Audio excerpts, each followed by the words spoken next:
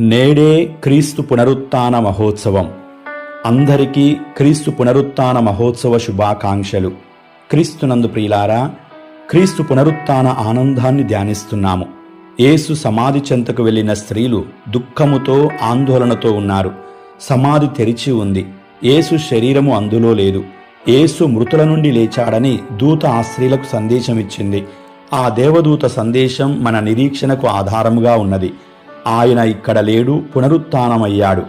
ఆ క్షణం అక్కడికి వచ్చిన ఆ స్త్రీల హృదయాలు, ఈ సందేశాన్ని అందుకున్న శిష్యులు ఆశ్చర్యపడ్డారు.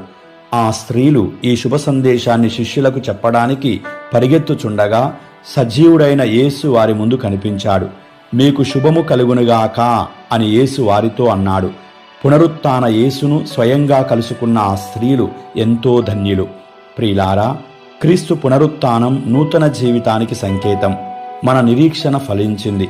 దేవునితో క్రొత్త నిబంధన ఏర్పడింది. మరణమును గెలిచిన యేసు మన జీవితాలకు నూతనత్వాన్నిచ్చాడు. క్రీస్తులో మనకు నిత్య జీవం ఉన్నది. మరణము మనపై ఇక ఆధిపత్యం చేయలేదు. ఈ లోకములో క్రీస్తును అంటిపెట్టుకుని జీవించేవారు అంతిమంగా క్రీస్తులో పునరుత్థాన భాగ్యమును పొందుతారు.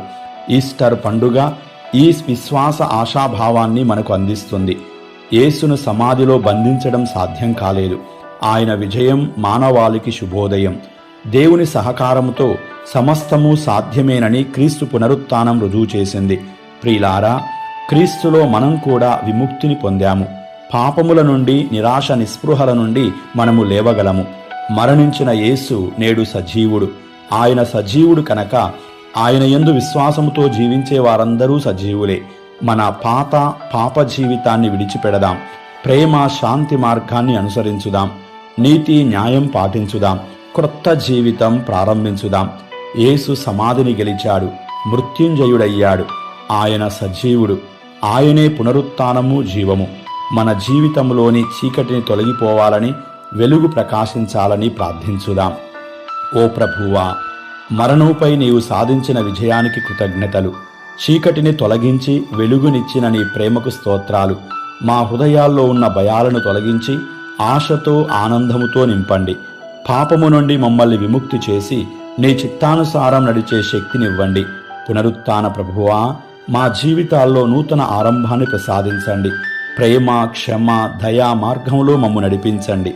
నీ పునరుత్థానం ద్వారా మాకు లభించిన నిత్యజీవ ఆశను ఎప్పటికీ మరువకుండా జీవించేలా చేయండి. పునరుత్థానమైన ఓ యేసు, మేము మిమ్ము ప్రేమిస్తున్నాము. మమ్ము దీవించండి. ఆమేన్.